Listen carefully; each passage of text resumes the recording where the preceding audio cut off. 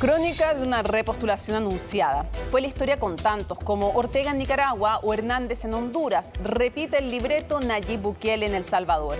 En mayo, la Asamblea Legislativa destituyó a los magistrados de la Sala Constitucional de la Suprema y nombró a 5 que reinterpretaron la Constitución y anunciaron que Bukele podrá repostular a la presidencia si así lo decide.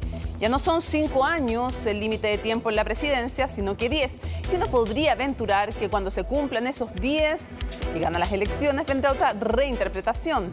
Lenta e imperceptible la erosión de la democracia avanza vía leyes que aprueba una asamblea donde tras cuestionadas elecciones el oficialismo tiene mayoría, la necesaria para aprobar restricciones a las libertades civiles usando la pandemia como excusa o en un clásico método que hemos visto en Bielorrusia con Lukashenko, en Filipinas con Duterte, aprobar leyes que le permitieron destituir en El Salvador 1/3 de los magistrados, lo que entorpece fuera. Recién incipientes en septiembre se dieron las primeras protestas en contra de su mandato. Nada que aún le preocupe. Es un presidente que mezcla autoritarismo, eficiencia en gestión pública, en pandemia, por ejemplo, gran baja de la delincuencia y un recién estrenado conservadurismo valórico. Así el mandatario sigue contando con una popularidad de más del 70%. Sus índices gozan de excelente salud. Los de la democracia salvadoreña, no tanto. Comienza Conexión Global.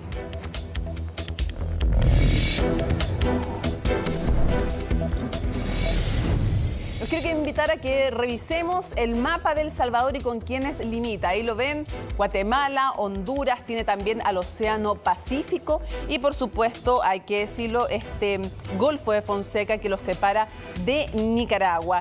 Es un país entonces soberano de América Central, ubicado en el litoral del Océano Pacífico. Y si tuviéramos que hacer un breve resumen de su historia, hay que decir que fue, por supuesto, colonia española, tuvo varios intentos para lograr la independencia. Luego viene en el 1929, una época de autoritarismo militar, podríamos resumirlo así.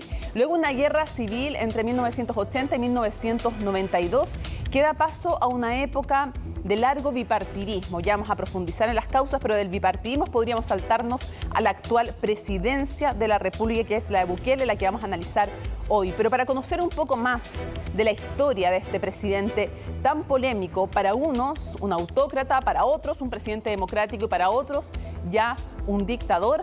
En lo concreto, ¿quién es Bukele? ¿Cuáles son las polémicas de su mandato? Lo vemos en la siguiente nota.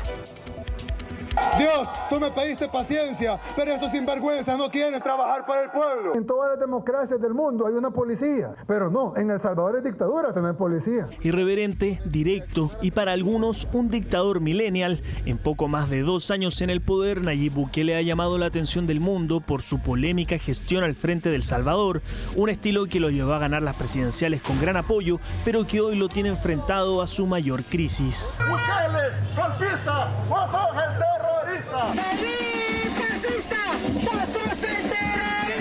Son los calificativos con los que miles de salvadoreños han descrito a su presidente en el último tiempo, en medio de las masivas protestas que se han registrado en ese país en contra de las últimas acciones del mandatario.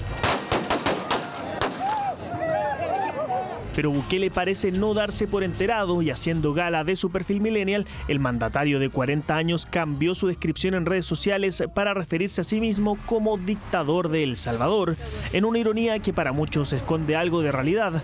Días después se autoproclamó el dictador más cool del mundo. No contento con ese nivel de poder, hoy asegura ser el emperador del país centroamericano. Fueron a luchar contra una dictadura que no existe. Aquí no hay una dictadura, acá hay una democracia que se ha expresado libremente en las urnas. Siempre activo en redes sociales, Bukele se acostumbró a dar a conocer sus decisiones a la población por medio de estas plataformas desde que comenzó a gobernar en junio de 2019, cuando su juventud y particular estilo, sumado a la popularidad que logró como alcalde, le permitieron ganar en primera vuelta y con amplia mayoría, rompiendo con 3 décadas de bipartidismo en El Salvador. Ser independientes significa hacer cambios de raíz para arrancar lo malo. Aunque algunos se opongan, se enojen, reclamen. Pero las polémicas no demoraron en llegar. A pocos meses de asumir, Bukele irrumpió en el Congreso acompañado de militares y la policía, invocando a Dios y con hombres armados, presionó a los parlamentarios para que aprobaran su millonario proyecto de seguridad, en los que sus críticos calificaron como un autogolpe de Estado. Esos sinvergüenzas solo se sientan a platicar y a aprobarse cosas para ellos mismos. Pero fue en marzo que Bukele consiguió su mayor logro al conseguir el control del poder legislativo tras una aplastante victoria electoral. La nueva Asamblea destituyó a varios magistrados de la Corte Suprema y al fiscal general y aprobaron su reforma judicial que obligó a jubilar a un tercio de los jueces. Con el control de las instituciones logró la aprobación de la reelección presidencial y le abrió las puertas a un nuevo mandato. Él quiere reelegirse y quiere cambiar la Constitución de la República, así como ha hecho con los jueces. No estamos de acuerdo con la reelección del presidente. El presidente Nayib Bukele ha reformado todas las leyes posibles para él perpetuarse en el poder, pero eso como pueblo salvadoreño no lo vamos a permitir. Pero sus últimos anuncios fueron la adopción del Bitcoin, transformándose en el primer país del mundo en adoptar esta criptomoneda como divisa de curso legal, lo que ha sido rechazado por la mayoría de la ciudadanía. En una reciente aparición, Bukele se defendió asegurando que con las ganancias del Bitcoin se construirá un nuevo hospital para mascotas. Además, anunció una polémica reforma de pensiones. Uno de los logros que se conseguirían con esa llegada al poder era el cambio del sistema de pensiones, entre otras cosas, por supuesto, pero una de las cosas principales era el cambio del sistema de pensiones. Es la polémica revolución que ha instaurado Bukele en uno de los países más pobres e inseguros de la región.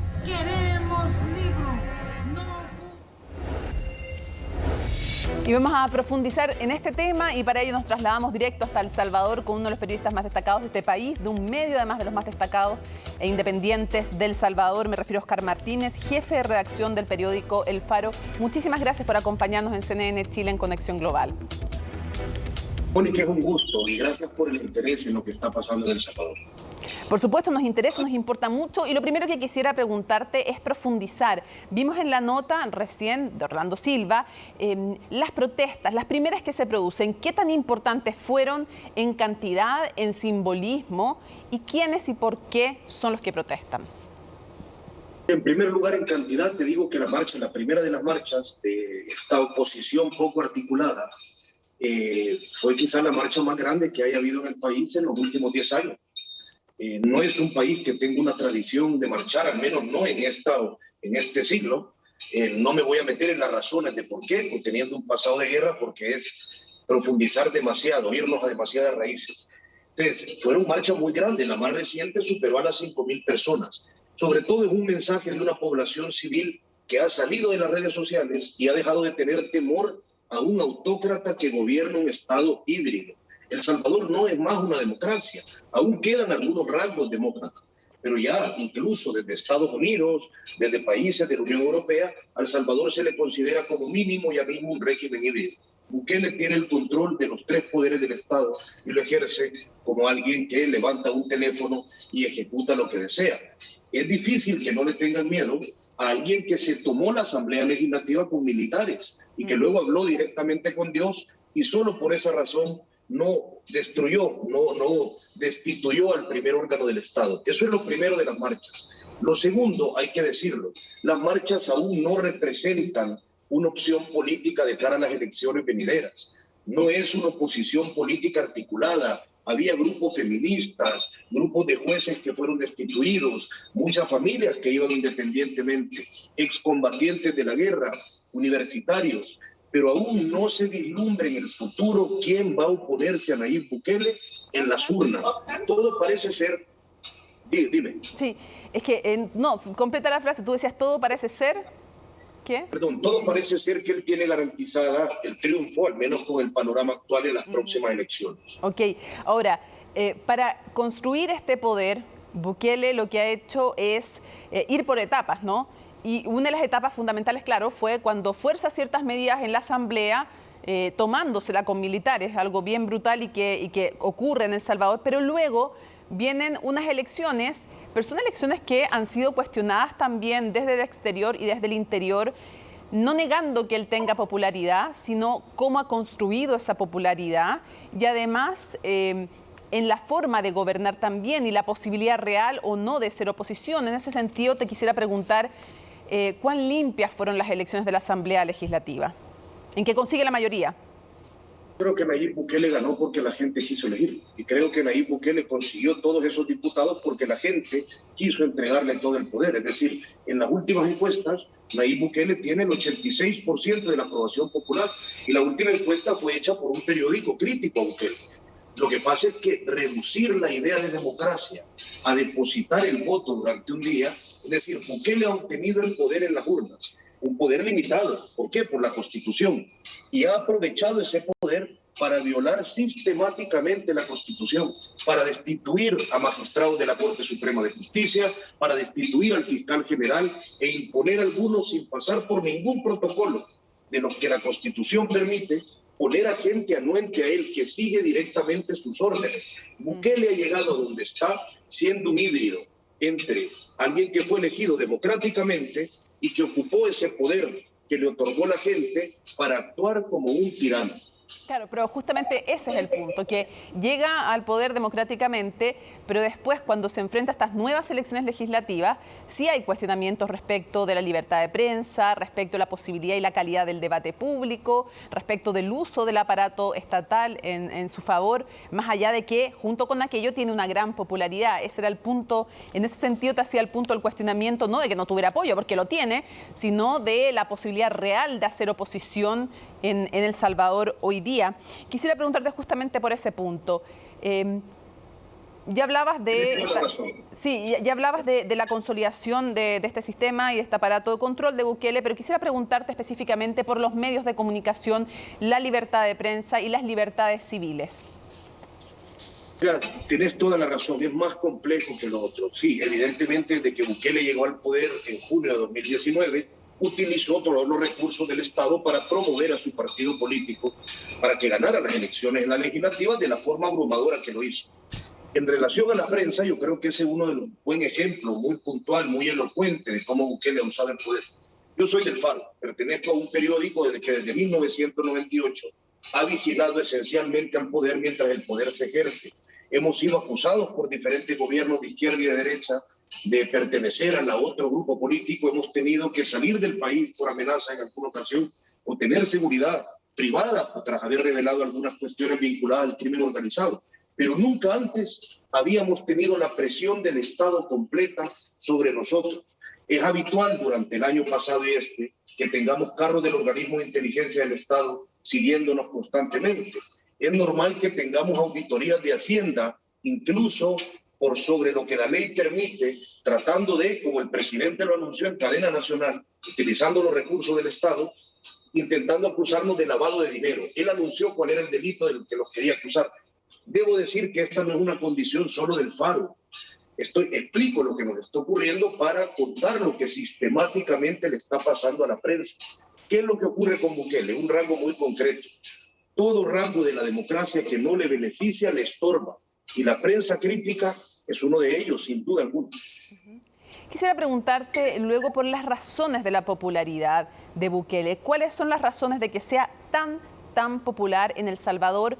Y me refiero a razones del pasado, del bipartidismo eterno que vivió El Salvador y la corrupción, hasta hoy día cuando, por ejemplo, respecto a la pandemia, sí hace una gestión a lo menos eficiente en la pandemia o las obras públicas. ¿Qué cosas del pasado y también de su gestión explican su popularidad?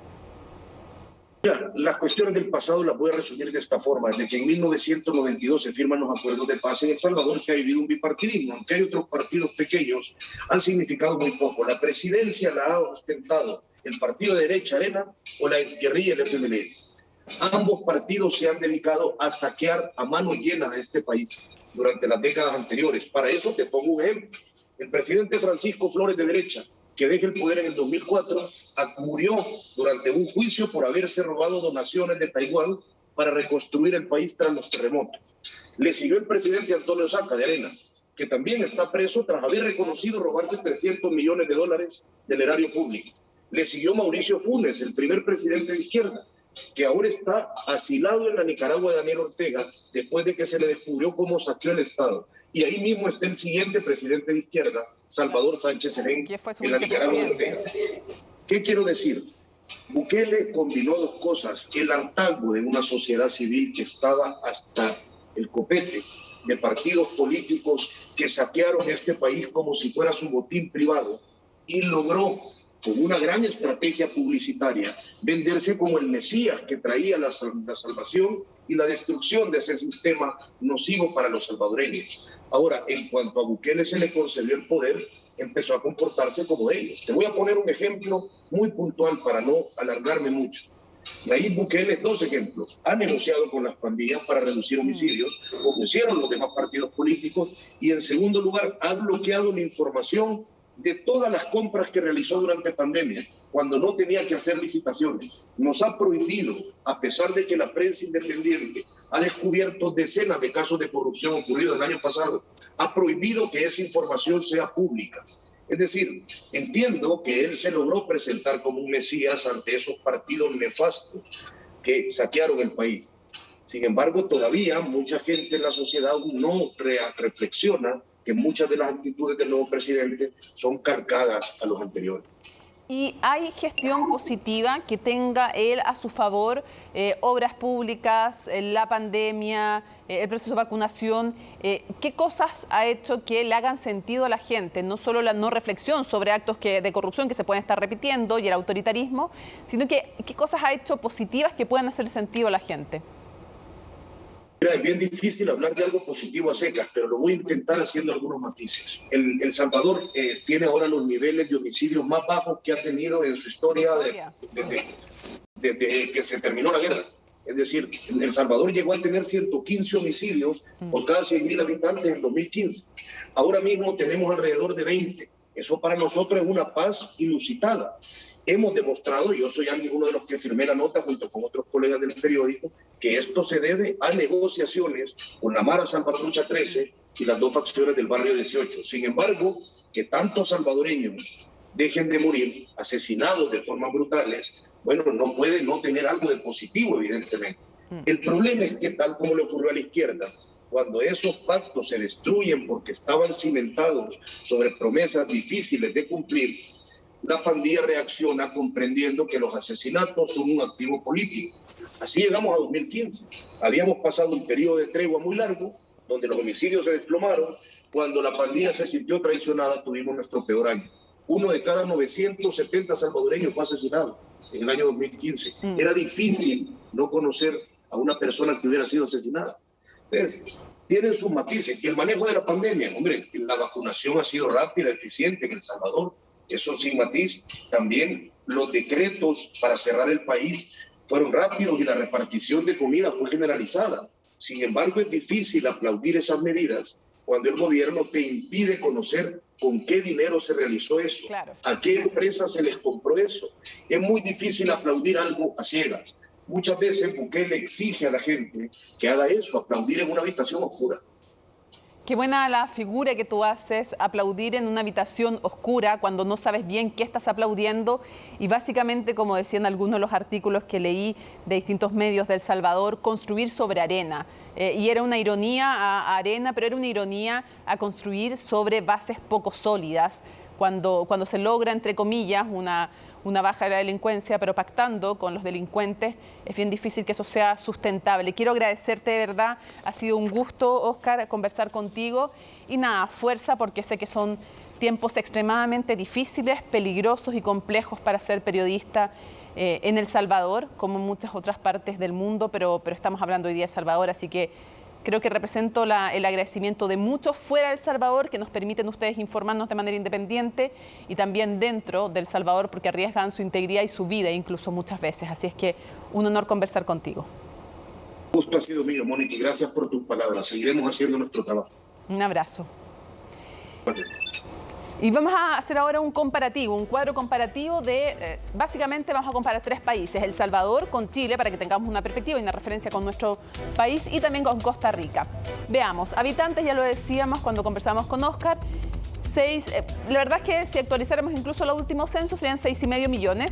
Costa Rica tiene bastante menos, tiene 1,5 millones menos casi, y Chile 20 millones. Superficie 21.041 kilómetros cuadrados, bien pequeñito El Salvador, pero tiene una ubicación súper estratégica.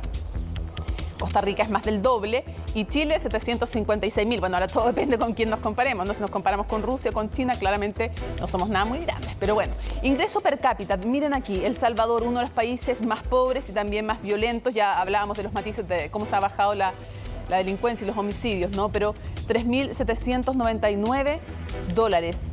Muy cerca, Costa Rica, muy cerca geográficamente me refiero, 12.122 y con índices de calidad de democracia muy distintos. En el caso de Chile, 14.772. ¿Qué pasa con la pobreza? La pobreza reconocida, además, hay cuestionamientos a las cifras, además, que entrega el régimen, es de casi de 23%, 22,8%, 21% en el caso de Costa Rica, 10,6% en el caso de Chile.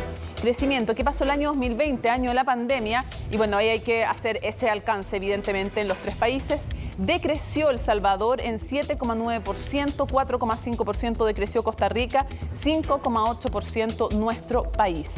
Y veamos el desempleo, llega al 7%, el reconocido en El Salvador, 18,8% en Costa Rica, 11,5% en el caso de Chile, pero hay una informalidad en El Salvador también muy, muy importante y esto es tremendamente complejo.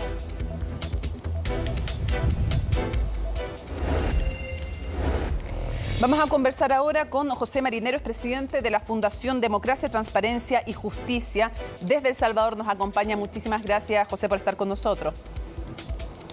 Muchas gracias a ustedes por la invitación. Es un gusto estar en CNN Chile. Quisiera tomar justamente el nombre de la institución que representas para hacerte la pregunta. ¿Cuánta democracia, transparencia y justicia hay hoy día en El Salvador?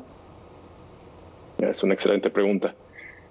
Yo creo que podemos afirmar a estas alturas de que en términos institucionales El Salvador está en este momento en la antesala de una dictadura, habiéndose desmantelado un conjunto de instituciones básicas que, digamos, sostienen cualquier democracia funcional.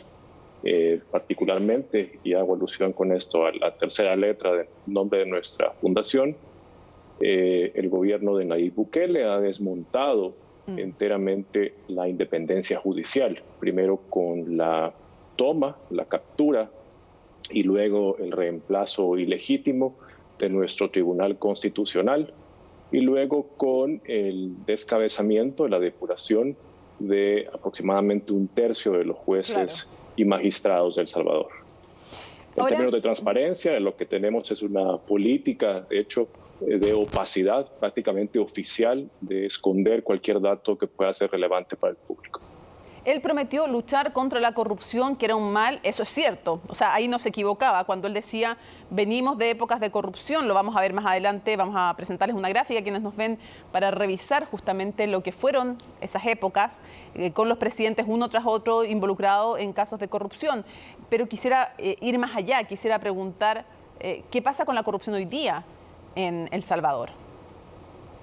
Absolutamente. Bukele se montó en una agenda anticorrupción, que era un reclamo generalizado, creo yo, de la población. El recuento que ustedes hicieron al principio del programa creo que lo describe muy bien.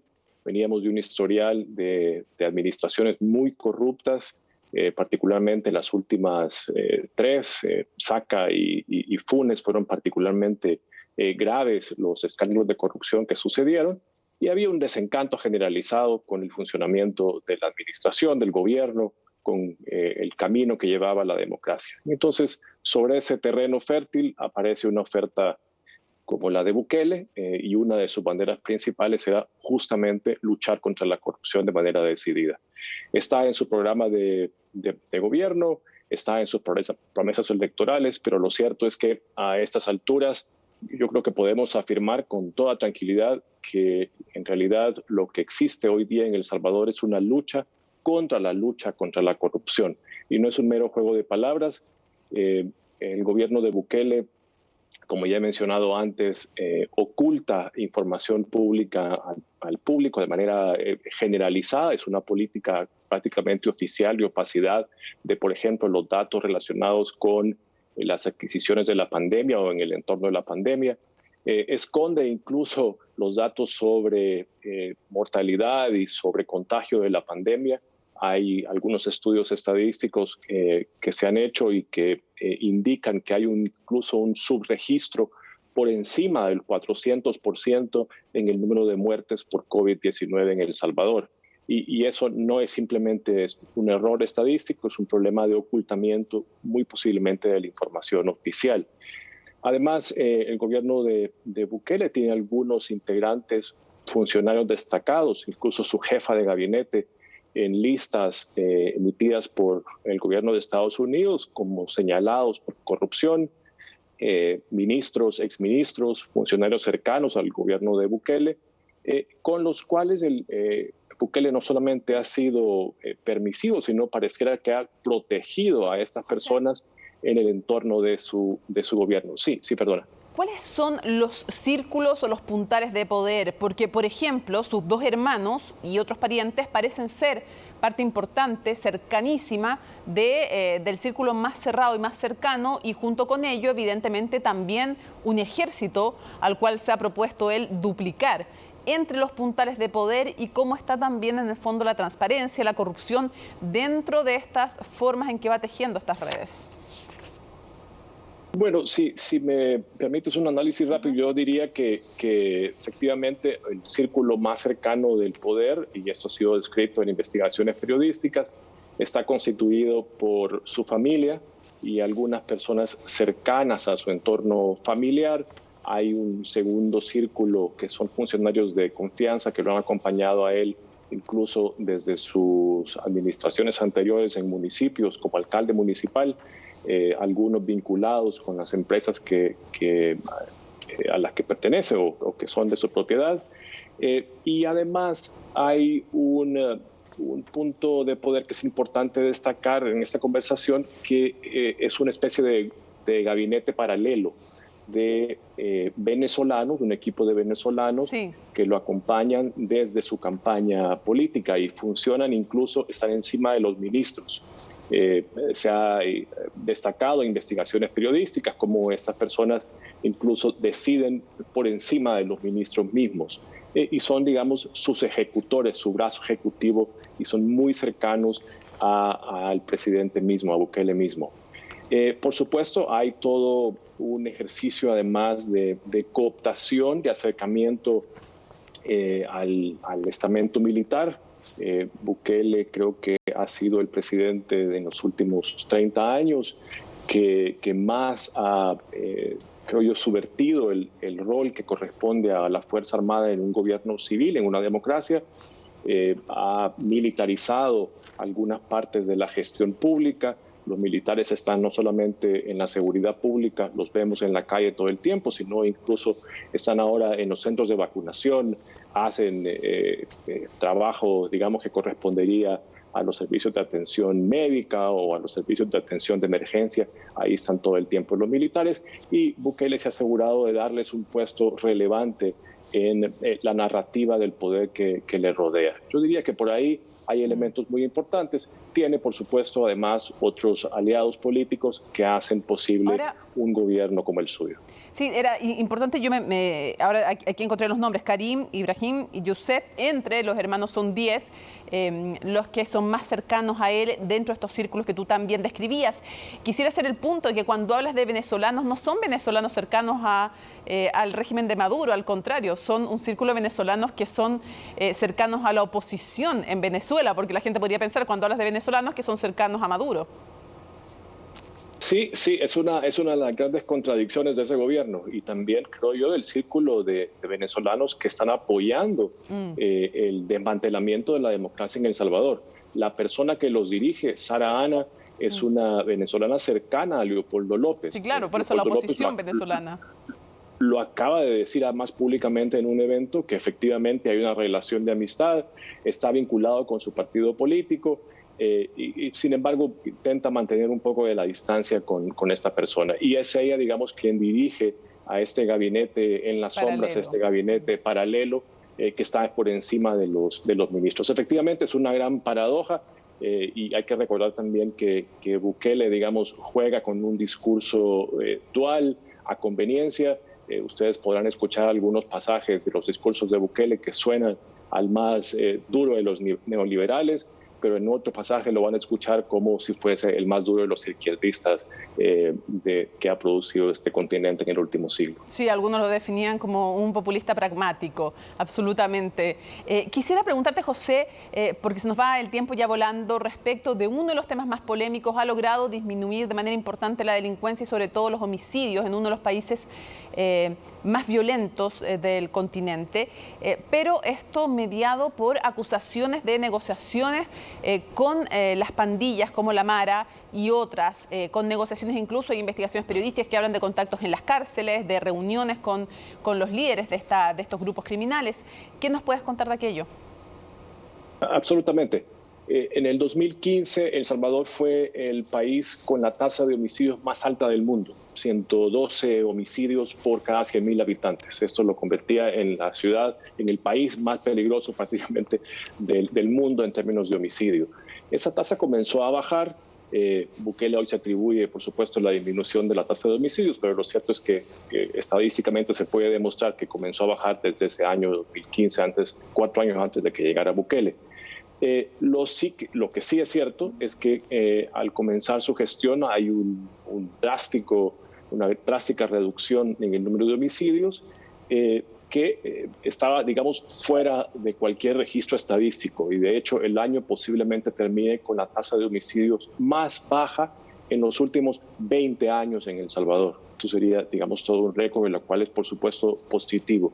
El problema está en cómo se logró, o cómo parece haberse logrado. Y lo que dice el periodismo de investigación independiente en El Salvador es que Bukele ha propiciado, posiblemente fraguado, una tregua entre las 3 principales pandillas que operan en El Salvador y a las que se les atribuye la mayoría de homicidios que ocurren en este país. No sabemos con exactitud el alcance del papel que tiene el gobierno en esa tregua. Sí sabemos definitivamente que hay funcionarios de su gobierno involucrados.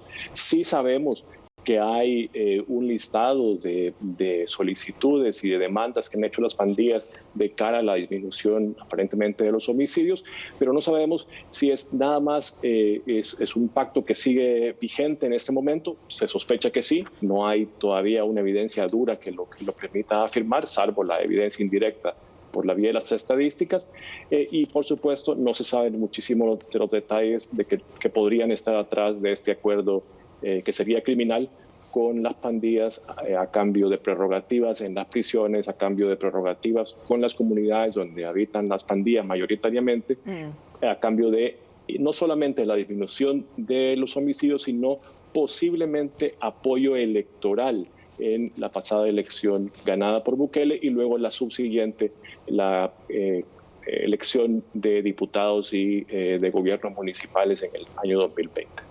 José Marinero, presidente de la Fundación Democracia, Transparencia y Justicia, queremos agradecerte muchísimo que nos hayas acompañado en CNN Chile. Ha sido un gusto. Que estén bien. Muy bien. Un abrazo. Bueno. Nos vamos ahora a la pausa y volvemos con mucho más de Conexión Global.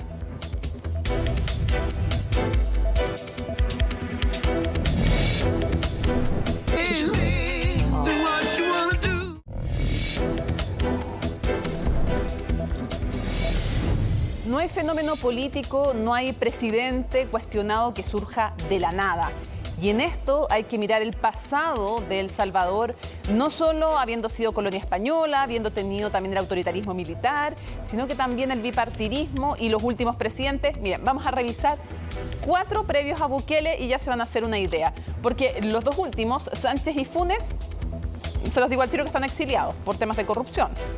¿Y qué pasó? Comencemos entonces con el primero que vamos a revisar de atrás para adelante. Francisco Flores, 1999 al 2004, de Alianza Republicana Nacionalista, de Arena, de derecha. Bueno, ¿saben qué pasó con él? Bueno, murió entre rejas acusado de corrupción. De hecho, además aplicó muy fuertemente el modelo neoliberal, cambió la moneda local por el colón salvadoreño por el dólar estadounidense, pero en lo concreto termina muriendo preso, murió encarcelado por temas de corrupción. Vámonos al siguiente, a Saca, Elías Antonio Saca, 2004 a 2009, también de Alianza Republicana Nacionalista. ¿Qué pasa ahí de nuevo? Bueno, se los decía, si es que de verdad que no surgen de la nada los fenómenos políticos. Nuevamente vemos el bipartidismo, nuevamente un caso de corrupción. Todavía está en la cárcel. Su gobierno estuvo, es cierto, marcado por ayudas sociales, por una reforma fiscal que intentó sacar al país de una crisis que algunos dicen que es comparable a la de Argentina a fines de los 90, pero en lo concreto, el también representante del partido de derecha Arena, igual que el anterior, fíjense que está en la cárcel con varios escándalos, tiene varios. Por ejemplo, en la construcción, sobornos en la construcción de obras de importancia para el país. El tema es que el 2018 fue condenado a 10 años de prisión por los delitos de lavado de dinero y otros. Y escuchen bien, se le solicitó la devolución al Estado de 260 millones de dólares. Eso se le solicita de devolución. Vamos avanzando entonces. Mauricio Funes, exiliado igual que quien fue su vicepresidente y luego presidente, Salvador Sánchez. Aquí desde la izquierda, 2 de derecha, 2 de izquierda, con este clásico bipartidismo durante mucho tiempo de El Salvador. Y esto es del Frente Farabundo Martí para la Liberación Nacional. Entonces en la izquierda, Mauricio Funes, del 2009 al 2014, y termina exiliado. Un gobierno que hay que decir desde la izquierda que destacó por medidas como subsidiar el gas propano, un plan energético, el plan Casa para Todos, medidas de austeridad también nuevamente, y luego llega nuevamente el 2018 la Fiscalía pidiendo su captura, incluyendo varios de sus exfuncionarios y también familiares acusados de participar en actos de corrupción, mediante los cuales se cree que se apropiaron aproximadamente 351 millones de dólares. Encontrado culpable de enriquecimiento ilícito, condenado a restituir los fondos que se había apropiado durante su mandato. Tiene abierto además otros 4 procesos penales debido a la sustracción de estos dineros. Y el gobierno de Nicaragua, con Ortega, le confiere asilo porque dice que está en riesgo su integridad. ¿Qué pasó con el sucesor? Con Salvador Sánchez, exiliado también. Es un profesor y político salvadoreño, desde el 2014 al 2019 presidente. Muchos dicen que no solo su gestión, que no fue aprobada por la ciudadanía, sino que también los temas de corrupción le pavimentan al siguiente, a Nayib Bukele, desde el 2019, quién sabe hasta cuándo, ahora que ya no va a tener este límite de 5 años, después de la reinterpretación de la Constitución. Rompe entonces con el bipartidismo de la izquierda y la derecha y llega con la gran alianza por la unidad nacional.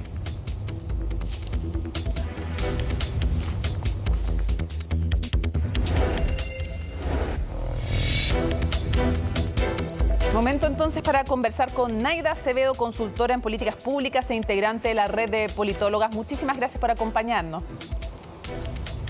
Muchas gracias, Mónica. Buenas tardes a ti y por supuesto al equipo y a quienes están sintonizando ahora mismo CNN Chile.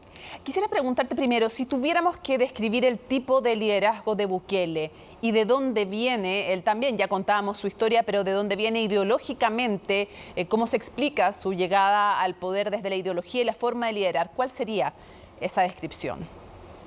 Claro, mira, de alguna forma se ha ido adoptando en la serie de decisiones que ha ido tomando desde que estaba en la municipalidad de San Salvador, de la capital, una serie de acciones que le darían las características específicamente de un líder con características autoritarias de por sí, ¿no? O sea, este tipo de liderazgos que concentran mucho información, poder, ejercicio del mismo y que así van llegando en efecto a determinadas acciones que se concretan en la medida en que así concentra el poder.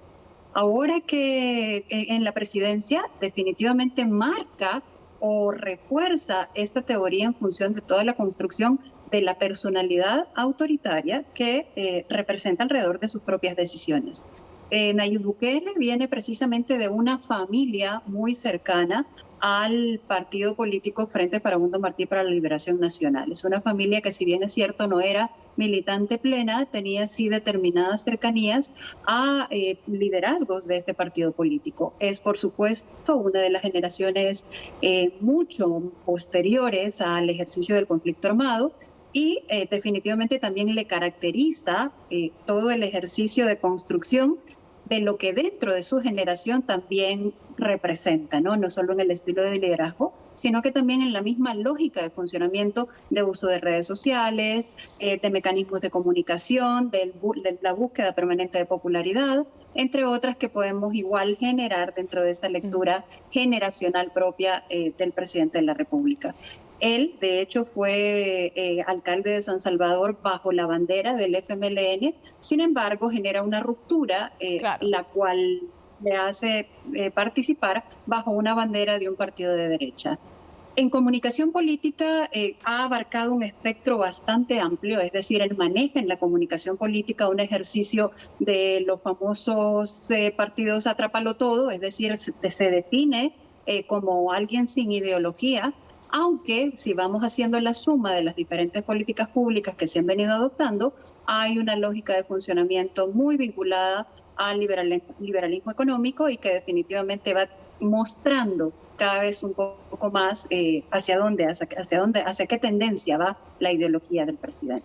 Ahora, junto con eso, vemos un liberalismo económico, pero también vemos medidas asistencialistas y además en lo valórico, y se ha visto con los cambios que hace a su plan de reforma a la Constitución, conservadurismo valórico, con tintes además de discursos muy religiosos, cosas que no se veían en un comienzo. Ahora ya el tema de despenalizar el aborto no está, tampoco el matrimonio igualitario. ¿Qué pasó ahí y cómo se usa también el tema religioso en su forma de gobernar? Claro, aquí hay que considerar que dentro de la construcción incluso de los populistas, en su denominación como tal, hay toda la utilización de un discurso basado en el sentir y el pensar de la población. En este caso en particular, de lo que culturalmente representa el pueblo salvadoreño. El salvadoreño y la salvadoreña en general está muy, digamos, transversalizado desde la lógica de un pensamiento bastante conservador. Si bien es cierto, se han dado pasos importantes en torno al avance en los derechos de las mujeres, derechos y protección, asimismo hablando de las niñas y los niños como sujetos de derecho, entre otras tantas, existe todavía en el ideario de la población salvadoreña dos elementos muy potentes. Uno de ellos tiene que ver con la cultura política autoritaria, y el otro tiene que ver precisamente con una arista de mucho conservadurismo, ¿no? El peso de la iglesia dentro del Salvador es muy fuerte aún. Entonces es ahí donde vemos que definitivamente no hay una ruptura alrededor de la lectura que muchos, personas que han venido leyendo qué es lo que sucede en El Salvador denominan tal cual. Lejos de existir una ruptura sistémica, lo que existe más bien es un ejercicio de regresión a estas denominaciones de muestra total de lo que culturalmente también representa en aras de acumular votos el discurso del presidente Bukele. Entonces es bien interesante en razón de que hay una ruptura, sí, de actores tradicionales dentro del funcionamiento del sistema político, pero esa ruptura no representa una lógica de transformación sistémica como tal. El Salvador sigue siendo un país conservador, El Salvador sigue siendo un país en donde hay mucha tolerancia y funcionamiento desde la perspectiva autoritaria, y es ahí a donde deben de centrarse los estudios en función de saber hacia dónde debe caminar El Salvador en razón de la lectura de su pasado y hacia el apunte del futuro de las lecciones aprendidas, ¿no? Naida, si tuviéramos que hacer un mapeo de la oposición actual y de los partidos políticos, obviamente que en la oposición siguen existiendo arena desde la derecha, al menos en el papel existe, y también el FMLN, el Frente Farabundo Martí para la Liberación Nacional, que son los que tradicionalmente se repartían, ya lo contamos, este bipartidismo clásico que hubo durante mucho tiempo después del autoritarismo militar, este tiempo de bipartidismo, ¿no? Pero la pregunta es, ¿qué pasa con Nuevas Ideas, el partido del mandatario, y qué pasa con la oposición en general? ¿Qué otros grupos también hay en el panorama? Mira, lo interesante de El Salvador es que no necesariamente era un bipartidismo en los últimos 30 años, después de la firma de los acuerdos de paz. Hablábamos de un, en todo caso, pluripartidismo polarizado. Claro, con dos polos, sí. Exacto, entonces son estos polos los que nos generan precisamente toda esta ruptura. Eran polos que necesitaban de otros partidos políticos existentes y que tenían votaciones específicas en el Congreso de El Salvador, y que así es donde se hacían precisamente las alianzas coaliciones, ejercicios de diálogo, y ahí es donde el FMLN y Arena unían también sus votos, siendo partidos dominantes, ¿verdad?, a efecto de poder entonces avanzar en la construcción de decisiones de política pública, de legislación, de andamiaje económico, político y social, que fue la construcción de los últimos 30 años de El Salvador. ¿Qué es lo que sucede? Que a la hora ser oposición con un descontento potente de la población salvadoreña, hay una reducción muy fuerte, no solo del electorado, sino que del ejercicio de representación política dentro de la institucionalidad pública, por lo que la oposición es prácticamente un ejercicio de posicionamiento de algunas voces en medios de comunicación, en instituciones públicas, que no logran detener un ejercicio hegemónico prácticamente que ahora está siendo dominado por el oficialismo. Entonces, en ese entendido, tenemos una disminución muy fuerte o muy potente en la representación de la formalidad de los partidos políticos que anteriormente dominaban. Sin embargo, hay también un ejercicio de oposición gestado desde los movimientos en general. Movimientos que han venido trabajando la temática, digamos, atomizada del agua, de las temáticas de género, derechos de las mujeres, derechos sexuales y reproductivos, entre otras tantas. Naida, ¿cuáles son los principales, pues nos va volando el tiempo, cuáles son los principales desafíos para El Salvador y cuán en riesgo está la democracia hoy día? Mira, en riesgo como tal, o sea, sí encontramos un ejercicio de retroceso alrededor de los pasos que habíamos dado. El Salvador estaba en este espectro de los regímenes híbridos, es decir, no era una democracia plena, a pesar de haber tomado la decisión del ejercicio de democratización, pero se había movido muchísimo del espectro específico de precisamente los autoritarismos cerrados, es decir, ese autoritarismo tan bárbaro que vivió en América Latina, dentro del cual también El Salvador hizo todo un ejercicio de manifestación del mismo, logró generarse o moverse del espectro hasta prácticamente colocarse en una democracia imperfecta. ¿Qué es lo que sucede? Que la democracia imperfecta ha estado caracterizada por colmar las diferentes instituciones públicas desde los intereses privados, económicos, estas lógicas que ya vimos cómo transitaron en América Latina en la tercera ola de la democracia. Sin embargo, estamos dando pasos agigantados hacia el avance de autoritarismo, en este caso autoritarismos plurales todavía, autoritarismos donde en efecto hay un ejercicio del sufragio, en donde todavía hay ciertos reconocimientos, pero cada vez más se va cerrando la posibilidad del reconocimiento de otras expresiones políticas, el reconocimiento del derecho a expresión, el derecho de la libertad de prensa, entre otros, que se ve muy permanentemente atacado, y no hemos logrado superar la esencia fundamental por la que El Salvador siempre estuvo en esta lógica de régimen híbrido. Es decir, aquella disminución o aquella no posibilidad de avanzar en los derechos y libertades, y de manera muy particular en los derechos vinculados a los económicos, sociales y culturales. Es decir, la gran deuda que tiene el Estado salvadoreño con los derechos económicos, sociales y culturales alrededor de la educación, salud, vivienda digna, trabajo digno, propiedad, entre otros tantos, todavía es una deuda muy potente. Si acumulamos esta deuda potente de los derechos y libertades a el poco control institucional, porque hay una hegemonía, hay un control del poder prácticamente copado, entonces nos lleva prácticamente a este camino que ya conocemos en torno a esas decisiones totalmente centralizadas. Naida Acevedo, consultora de políticas públicas e integrante de la red de politólogas, muchísimas gracias por habernos acompañado en Conexión Global. Un gusto inmenso, seguimos conversando y un abrazo grande hasta Chile, a ti, a todo el equipo y a la gente hasta ahí. Muchísimas gracias. Termina entonces Conexión Global. Terminamos el programa de hoy preocupados, por supuesto, por lo que es una democracia en peligro en El Salvador. Nos importa porque son fenómenos que han ocurrido lenta e imperceptiblemente en un comienzo en muchos países, no solo de América Latina, sino del mundo. Nos vemos el próximo miércoles. Chao.